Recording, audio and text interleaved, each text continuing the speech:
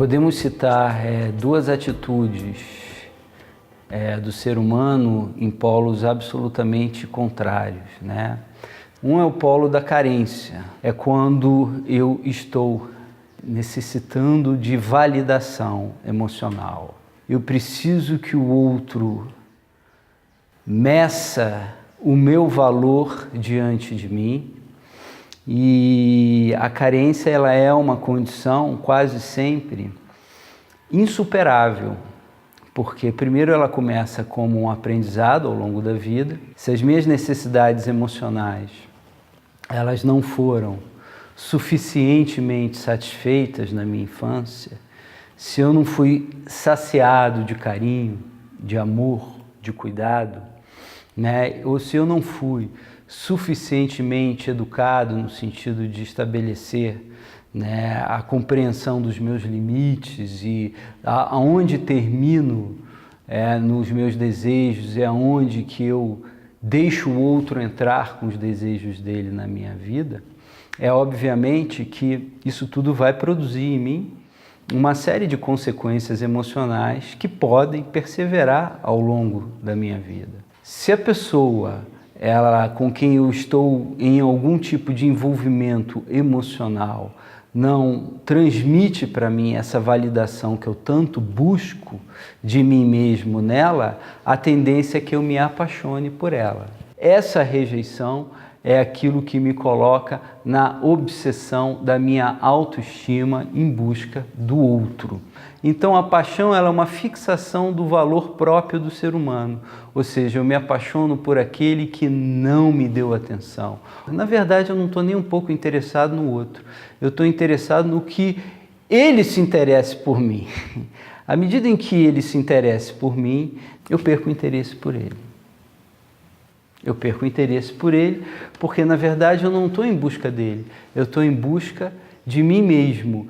Olhe para mim, veja o meu valor e me ame. Isso é tudo que me basta. Mas quando o indivíduo começa efetivamente a me amar, eu deixo de gostar dele, porque a minha obsessão ela continua a circular dentro de mim de uma forma alienante. Essa é a síndrome da carência. A carência ela é uma perpetuação ou ela é um movimento circular em torno do vazio. E à medida que o sujeito, ao longo da sua vida, tenta preencher esse vazio em busca de outras pessoas que a amem, o que ele vai conseguir produzir para si mesmo é justamente a situação que ele mais teme, que é a situação de abandono.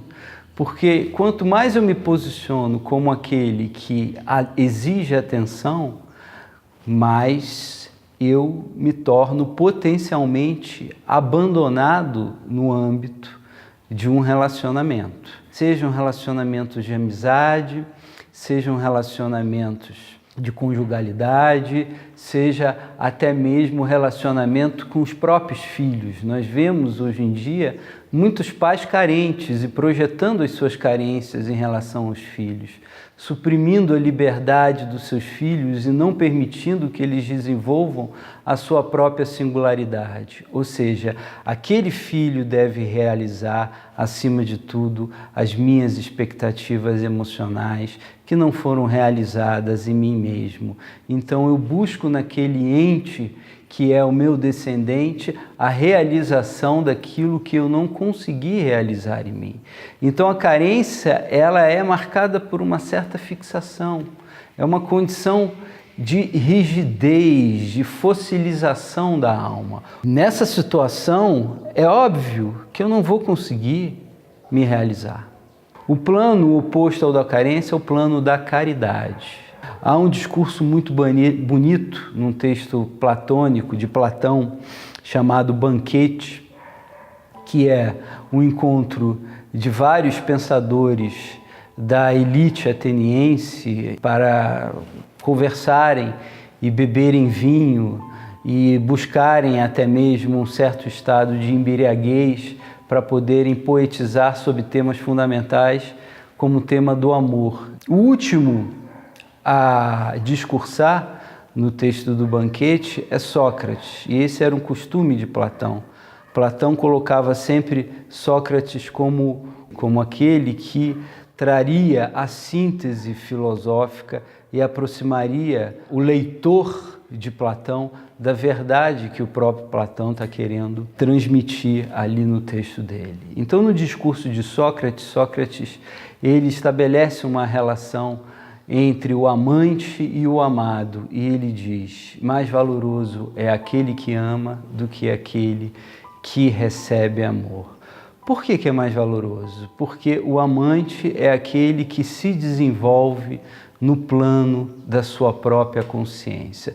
Quanto mais eu amo, maior será a minha penetração no sentido da realidade e, portanto, eu me realizarei mais. A gente pensa que caridade é doação. Eu estou doando os meus objetos, as minhas coisas, para os outros, que são menos beneficiados materialmente que eu, e, portanto, eu sou caridoso. Eu estou fazendo experiências de altruísmo social e eu estou sendo caridoso, essencialmente falando. Não, eu posso continuar sendo um ser absolutamente narcisista, fechado, e ser um cara que venha somar uma série de ações caritativas na minha vida, mas eu faço caridade sem ter o espírito de caridade. O espírito de caridade é a capacidade de eu inteligir a realidade à minha volta. E eu não vou conseguir inteligir se eu não tiver dentro de mim uma verdadeira caridade em amadurecimento, em maturação. Um famoso filósofo alemão, já do período moderno, chamado Max Scheler, tem uma frase que é: o amante precede o cognoscente. Ou seja, o que ele quer dizer com isso? Ele quer dizer que, na verdade, a minha consciência, a minha capacidade de inteligir, ou seja, a minha própria inteligência, nasce sob a ótica do amor. Então, o amor ele está na base do ser sapiente. Portanto, aquele que começa a assumir uma condição caridosa nas suas relações é aquele que se realiza mais em dar do que receber.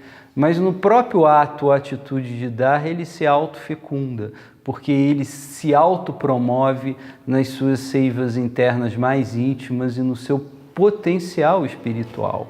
Ou seja, quanto mais eu enxergo, quanto melhor eu enxergo as razões à minha volta, quanto mais eu consigo perceber o mundo, o outro e entender o sentido das coisas, mais caridoso eu sou. E como dizia Scheler, cito mais uma vez, o amante precede o cognoscente. Ou seja, à medida em que eu amo mais, amo de verdade, não a mim mesmo, mas eu me perdi de vista para ganhar a vista. À medida em que eu consigo tornar cada vez mais as minhas ações íntegras e interagir com concórdia e com generosidade, não necessariamente dando coisas, mas sendo para as coisas, aí eu estou sendo de verdade caritativo.